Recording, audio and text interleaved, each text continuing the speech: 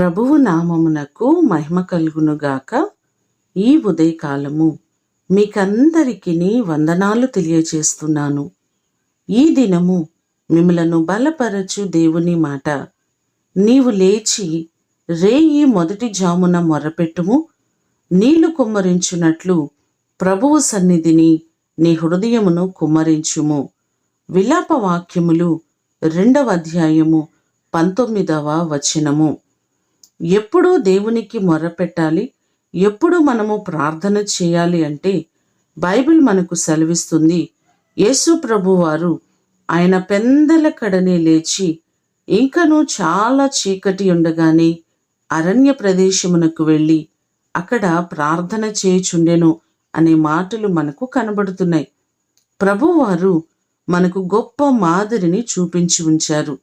ఉదయకాలమున ఏ వ్యక్తి లేచి ప్రార్థన చేస్తారో ఆ కుటుంబాన్ని దేవుడు బహుగా ఆశీర్వదిస్తారు.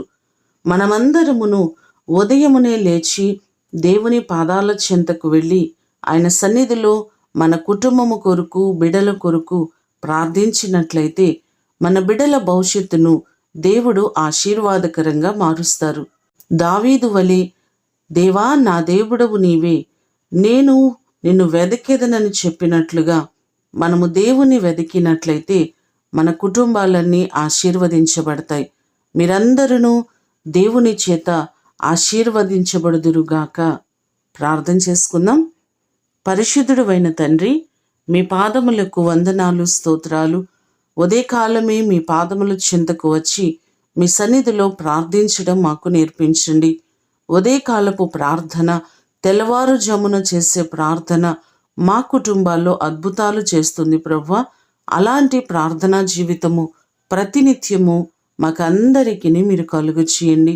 కుటుంబాలను దీవించండి. బిడలకు మంచి భవిష్యత్తును మీరు అనుగ్రహించండి. ఈ దినము కొరకు వందనాలు, కృతజ్ఞతలు మీకు తెలియచేస్తూ యేసు నామమున అడిగి వేడుకొని పొందియున్నాము తండ్రి. ఆమేన్. దేవుడు మిమ్ములను దీవించునుగాక.